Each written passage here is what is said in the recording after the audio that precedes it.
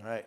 Hey, we're making this video for those of you who are considering going to Israel with us in May of 2027, or maybe you didn't make the information meeting that was actually last night on the 26th. So we're going to give as much information as we can.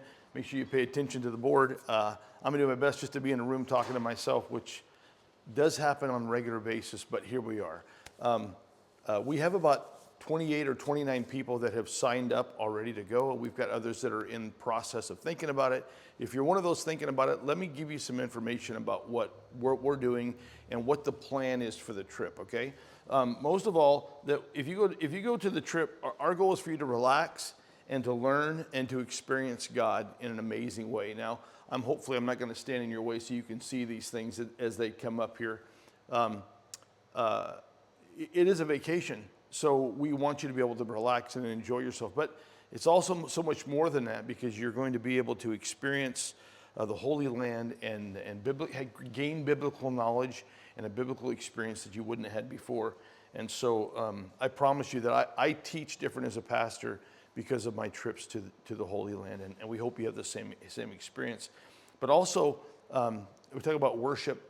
As a word you should use after this vacation. My wife, Rose, did not want to go to the Holy Land our first trip in 2014. She had it wasn't on her wish list, right? And so we were able to take a trip and go to some other places. But once we got to Israel, she looked at me and she said, "Why do I feel at home here? And why do I feel so relaxed?" And now we've been back 2 or 3 more times, and every time you go there, you just feel safe. It may sound funny in the midst of all that the media tells you, but there's safety, and there is kind of a peace once you're there. Can't explain it. And it does become a very worshipful experience, and I think you probably will experience that. As we leave Yakima, it's a 13-day tour from the parking lot of Trinity Family Fellowship on Titan to Israel and back. And everything is covered: your flight, your transportation, your tips, your food twice a day, buffets in the morning and evening, and everything else. We'll explain that a little bit more. But we want to kind of give you our first stop once we get to Israel, which is at a place called the Dan Panorama in Tel Aviv. It's a nice motel. You can see pictures of it right behind us.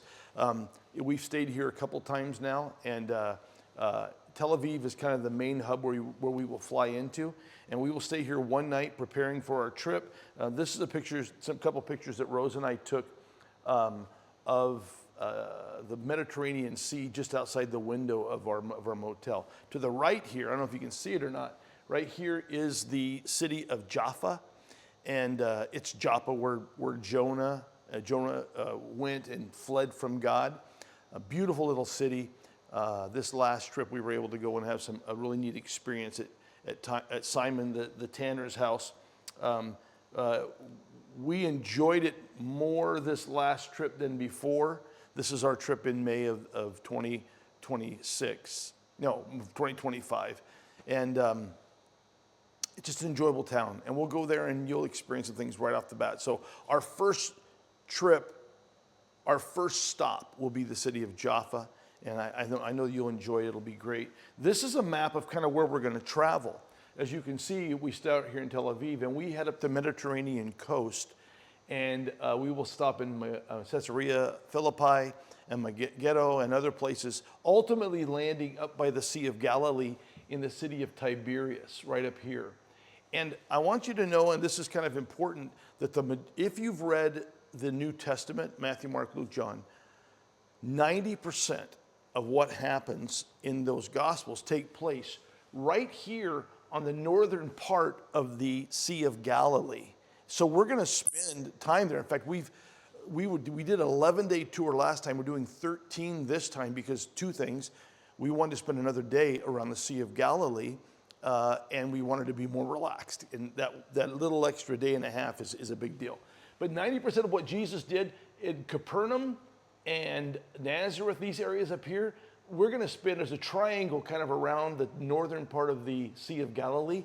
That's, again, where the majority of Jesus' ministry takes place. And we'll spend as much time as we can there, seeing some very beautiful sights on our way up the coast. You're going to see, this is the Kedron Valley.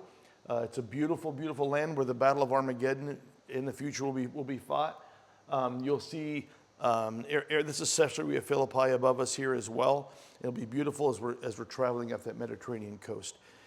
Israel is a beautiful land, okay? And if you think the Yakima Valley is beautiful in its trees and orchards and so on, it's similar. No snow-capped mountains, but it is a beautiful, beautiful place. Once we get up by the Sea of Galilee, we'll stay in a place called Caesar's Tiberias. It's a great motel right on the Sea of Galilee. My wife and I took these pictures from the motel of the Sea of Galilee. It's beautiful. It's a beautiful, and we would probably consider it a very large lake. They call it a sea. It's only about 2 or 3 miles across at some of the spots, but there's palm trees, and it's an enjoyable place, very beautiful, very gorgeous. In that northern area, we will experience baptisms in the Jordan River. This is a picture of Bob Gilbert, who went with us last time. He met Jesus and said, if I'm going to Israel, I might as well be baptized where Jesus was, and we had the privilege of baptizing. This is my brother Darren, who is his pastor in Utah, had the privilege of baptizing. We baptized, I think, 7 or 8 people there. And you're more than willing, if you want to get baptized in the Jordan, you can do that, and we'll give you information. Also in the north, if you're a hiker, if you love hiking, there is Bonnie Clausen is going to put together a hike one of the days. It's a half day, about a 2-hour hike up on Mount Arbel, Arbel. You can look it up online. It was a very important part. There's beautiful caves there. It's about a 2-hour hike, and so she's going to take part of the day and take a group there. If you're interested in hiking, we want to offer that to you. You don't have to, but you can. And when you get to the very top of the Mediterranean Sea, this is my wife Rose standing again to the left over the Kedron Valley and to the right over the Sea of Galilee. This is one of the last things that you see in that first day of traveling before we drop down into Tiberias and take our spot on the Sea of Galilee. Also, the one thing you have to do every time you go to Israel, you've got to take a boat ride on the Sea of Galilee. I mean, Jesus with his fishermen and all did what he did, and there's a lot said about the Sea of Galilee. And so we had a fabulous time, always enjoyable, very refreshing, very worshipful. And you have a lot of fun. We do a little bit of dancing and stuff. If you want to, Dr. Joe Vickers went with us this last trip, and he made a wonderful video, about 20 minutes long, of our whole trip. And you can go to Joe Vickers' YouTube channel, and you'll see it. You'll see the trip, the 2025 trip, from the parking lot all the way back. And so Joe Vickers, if you want to see that. We will then experience up in Capernaum, which I showed you on the map as the northern part of the Sea of Galilee. We will go and visit. Again, Capernaum is mentioned many times in the Bible. Jesus taught there.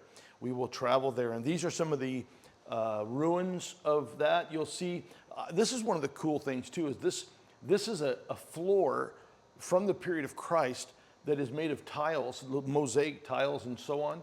You'll find these throughout the country, still intact. You're still able to walk on them. They're beautiful. This is the synagogue in Capernaum up here to the right, and ruins of that are there. It's a beautiful place. It's great. But one of the things is that we're just traveling around in the bus, and we're relaxing, and it's air conditioned, and there's Wi-Fi on the bus. We're laughing and carrying on and having a good time. We're seeing beautiful sceneries like this one here in the Garden of Gethsemane and so on. These are, well, the Garden of Gethsemane is going to be, anyway, we're going to see some beautiful things like this as we travel. We go into Nazareth, was one of the great stops that we did this time, and we found a ministry, a Christian ministry, that was able to uncover a first century Nazareth farm. And we traveled there and saw how a farm would be set up. It was massive. I say farm, it wasn't small, it was massive. And we saw how they made pottery in front of us, and how they did woodworking, how they stomped grapes and all of that, how they crushed the olives. All of that was seen in Nazareth. It was a farm that was operational during the time of Christ. We're going to see that up there. This here is the caves. It is a replica of the caves that would have been near the shepherd's field. This would have been a place, this would have been a stall kind of like where Jesus was born. And the manger was not made of wood, it was made of stone. And you'll see that when we come here and look at that. And then this is a picture of Bob and Gloria who went with us, overlooking from Mount Olives, overlooking Jerusalem. I just threw that one in there as kind of a cool picture. Some of the experience we have is the views, the tunnels that we walk through.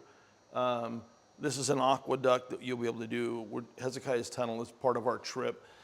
Fish, the things that we eat, the Mediterranean food is delicious. You won't go hungry, okay? Morning time is buffet, evening time is buffet. We supply 1 or 2 lunches, but the lunches are on your own during the day, but there's enough food to go around. But let me tell you something about the food. Besides being delicious, let me see what I got here. I'll show you some more about the food in a little bit. We'll talk more about that in just a little bit. On our way, as we head from the Sea of Galilee down towards Jerusalem, we will run through a place, it's a national forest called Bet Shean. And the ruins that are there, the pillars and the things that are there are magnificent. You could spend 8 to 10 hours there and never see the whole thing. It's massive. It's a massive place. In this picture right here, you see if you can look close at the screen, you can see people here. That's how massive these ruins are that are uncovered here. It's beautiful. You'll be able to see a time period, and we'll use some scripture and have that. But just a beautiful place to walk around and see the ruins of the time. There's a great amphitheater there. We call them amphitheaters, the half theaters. They call them theaters. They just say that. So if you hear me say theater, I just mean a place where people would sit and be done. In this place, the Beatles actually did a concert. One of their last concerts was there, but we'll talk about that later. As we head towards Jerusalem, we'll be staying at the Dan Panorama there. It's a beautiful place. I will tell you this: the hospitality that's there will be great. When we go, they porter our luggage in, and they take care of us, and they feed us, and they serve us in a very, very good way. The service has just been great. This is a video of us. The first night we get there, they take us into dinner, because it was about time for dinner. Took us in for dinner, and they started showing us this, and I hope you can see this table full of food. All of this food for us is the appetizer. We ate this appetizer, and then they took all this away, and they brought us out 5 main courses: beef, chicken, lamb, the eggplant, all these things. And they brought us out then the dinner. This is appetizer, you guys. The food is always more than enough. The desserts are phenomenal, and it's always buffet, and so you'll enjoy it. Now, let me stop here and give you a little bit of the food thing. My wife loves butter. My wife will eat bread because she likes butter, okay?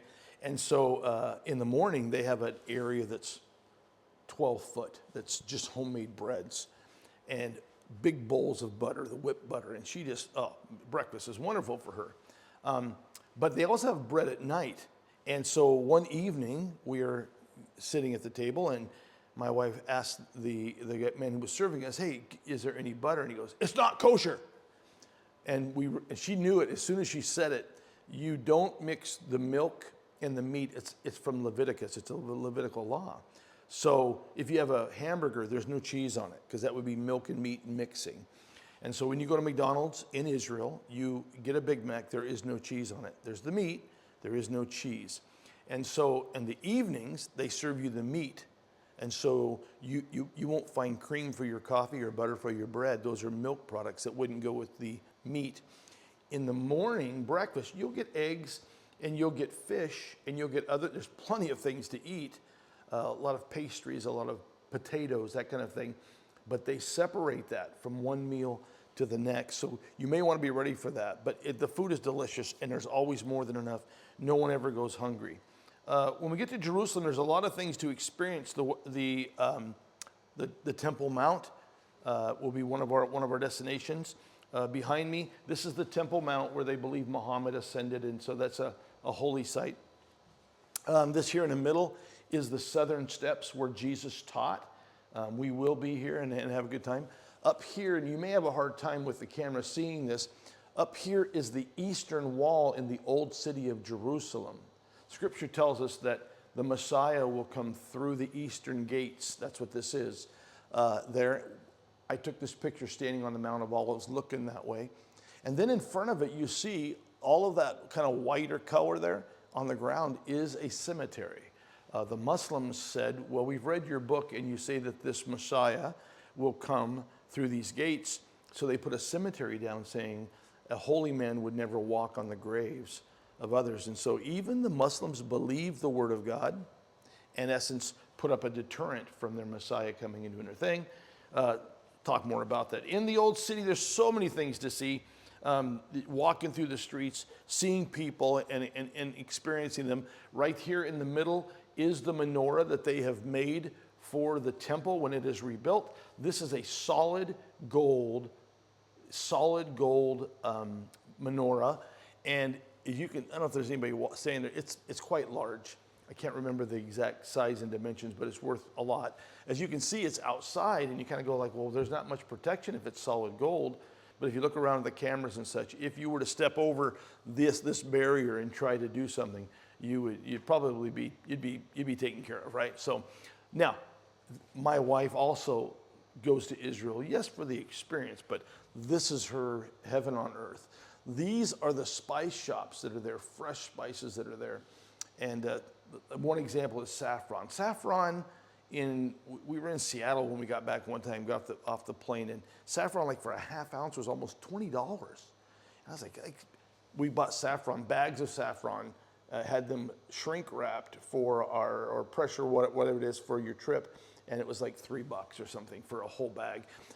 The fresh, this is where my wife wants to go. She wants to go get all the seasonings. You can ask her about it somewhere along the line. But this is a beautiful place, and they will treat you very well, very reasonable price, very fresh in what they're doing. Another thing that we'll do when we're in Jerusalem is we'll head south down to the Dead Sea. It's a great experience.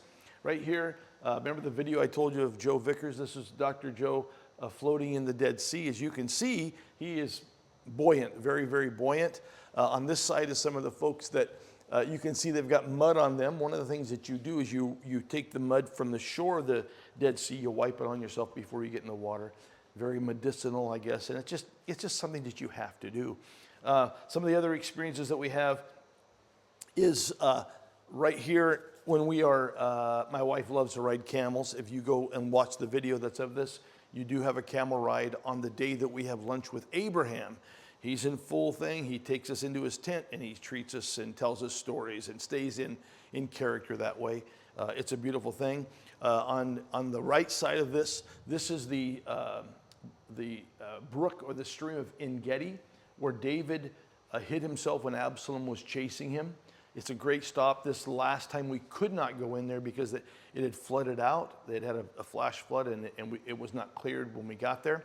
But it's a beautiful little, just a 5-minute walk up to this brook and a waterfall. Very beautiful place to go. It's right before Masada, which is another great experience. Everything along the way is about you experiencing things. And we get asked, Rose and I, about why would you go back time and time and time again to the same place? And let me tell you why, okay? This is kind of important. This right here is a theater that is at a place called Herodium. Herod built this as his, I think this would be his winter home. It's just outside of Jerusalem. You can see it. It's a big, huge mound. When Rose and I went there in 2014, we walked through the tunnels that kind of lead down through Herodium, and we came out, and there was a couple of these steps that were showing. And our guide said, well, I haven't been here in 2 or 3 months. Let me see what's going on. He said, oh, they found an amphitheater in the side of the hill of Herodium, and they're excavating it. This is the picture we took this year, or last year, 2025. This is what they found. So the first time we went, you could see like a section of this. Now it's all been uncovered, and you can go back and see it. Things change. One of our greatest experiences is the pool of Siloam, where Jesus put mud in a blind man's eye and told him to go wash in that pool. The pool of Siloam just opened in March of 2024. And so we were able in May of 2025 to go and see the Pool of Siloam, a pool where worshipers for thousands of years went and cleansed themselves and then walked up a 1,790-foot stairway up to the temple to worship. So they would cleanse themselves at the Pool of Siloam and then walk up the stairs to there.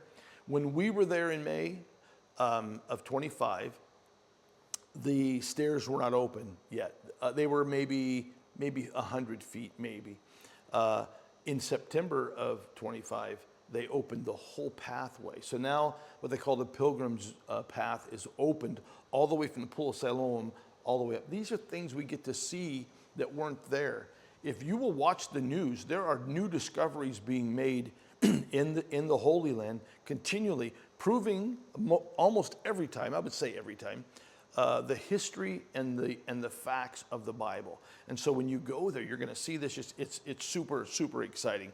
We go back to have an experience, more of a worshipful experience, I guess. And we go back to see the new things that have been uncovered. There are things that you got to do every time you go to the Holy Land. You got a Sea of Galilee boat trip. You've got to go to Masada. It's a great story. You can look that up. You have to go to the old city of Jerusalem. You need to walk the Via Dolorosa, the path that Jesus took with the cross. You need to go to the Garden Tomb and worship him there. And we have communion there. There are just some things you have to do every time you go. But then there's all of these other things that you can do that are a new experience every time. So back to more of the facts of things. We will give you a trip from the parking lot here at Trinity. We'll bus you all the way to Seattle, fly you out, give you the trip, and bring you right back to the parking lot for 13 days, all the way. And the price is $5,250.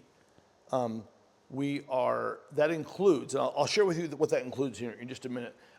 To get on the list, you need to have a $300 deposit put in, and we'll give you the link for that here. Our Pilgrim's Tour link is on our website, trinityyakima.com. If you go to trinityyakima.com and go to the events thing, there is a box that has the link that will take you right. You can online sign up, and it's a $300 deposit. Your final payment is due by March of 2027. And so you just put your deposit in now. I would not pay for the whole thing. I would wait, especially with all the things going on in the Middle East. We wait and we pray. This is the end of April of 26. A year from now, things are going to be more than fine. But when it comes to the Middle East, you don't want to put all your money, all your eggs in one basket. Just pay your deposit and wait, and then start making the payments when they come. I get asked this all the time: do you buy the insurance, which is almost 8% of your total cost per person if you're a couple? Rose and I are not. We got a credit card that has in it a promise to reimburse up to $10,000 each for if a trip is ever canceled. Then there's a reason for it. The insurance, if you go and read the small print, you're going to be lucky to get your money back if something ever happens. We use a Chase Sapphire card, and they've promised to reimburse if something ever goes wrong. We're going to really basically insure ourselves for our part of it if something happens. So that's our opinion. You can do whatever you want. If you feel like you need to buy the insurance, buy it, and you'll be fine. But what is covered in this? Now look, this is kind of important. So this is an all-inclusive thing. All your prices, airfare, taxes, visas, round-trip departure. There's entrance fees into every park that we go into. When you go to Masada, there's entrance fee. Everyone, all paid.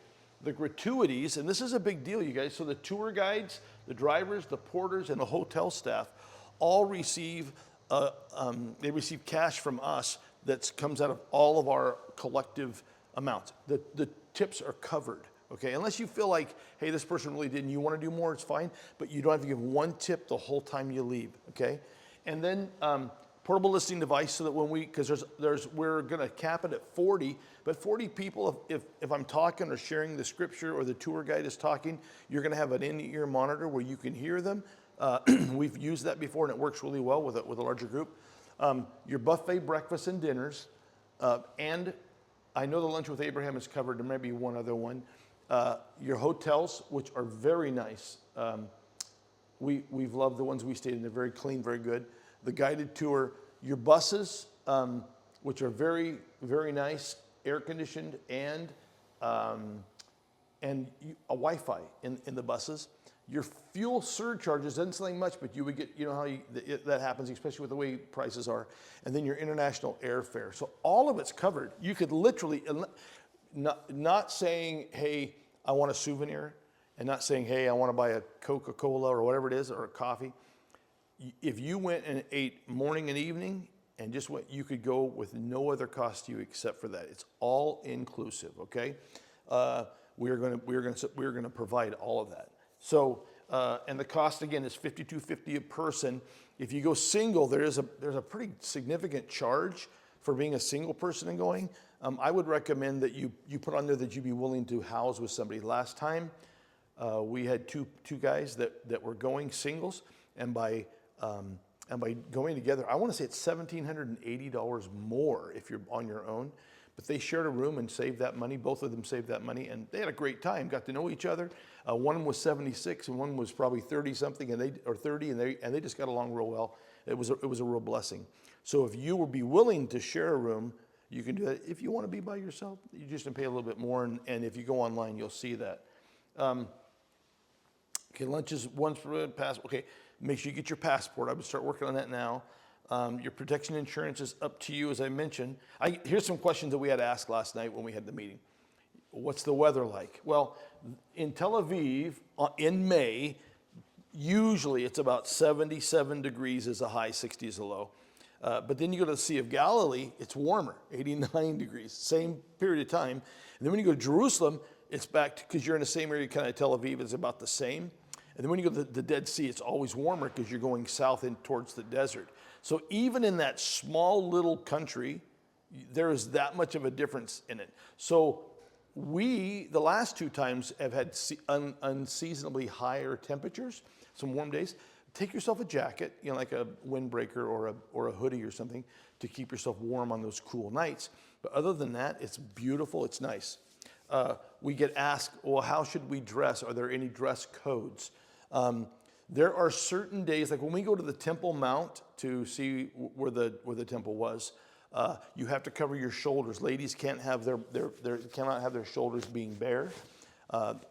Wearing a shirt like this would be best, not a shorter one, but a longer one. If you don't have that, you can put a scarf over you as long as you hold the scarf and don't show your shoulders, it's fine. On that day, also the men, I say you wear something that covers your knees. Have to cover your knees. That's a Muslim thing, and they're strict. That's really the only harsh one. And what we'll do is the night before we'll say, hey, tomorrow we're going to the Temple Mount. Whatever you do, make sure that you dress this way. That's really the only I'm trying to think here. Yeah, in Capernaum, they kind of say, hey, make sure that you're dressing a little nicer. There's some spots. We'll let you know all of that, but really, honestly, you don't need to wear, ladies, you don't have to have dresses. You don't have to cover your head. None of that. Guys, just wear, be able to just wear T-shirts and shorts that cover your knees. And in most places, you're going to be 100% fine. If you have any questions, you can call us and ask about that. It's not as strict as you might think it would be, okay? We get asked about, what about jet lag and those kind of things? So when we fly out, we will leave here at 7:45 a.m. We will go to Seattle, and we will fly out of there in the afternoon, okay? So it'll be, I don't remember, we don't know yet, we're working on the flight still, but it'll be in the evening. So you will fly from the evening until, it's about 11 or 12 hour flight. There will usually be a stop over either at Heathrow in London, or we went to Frankfurt, Munich. I think we went to Munich, Germany this time. So there will be a stop in between there when we get out. We are recommending you do your best to sleep during that flight. You say, well, I don't sleep good on a flight. Get yourself noise-canceling headphones, a nice neck pillow, and take a sleep aid. We put on here to take a sleep aid if you can, something that would help you relax. Magnesium is great. You can get a magnesium tablet and take it. And that way you can sleep. Because when we get there, it'll usually be night. It's 9 hours ahead.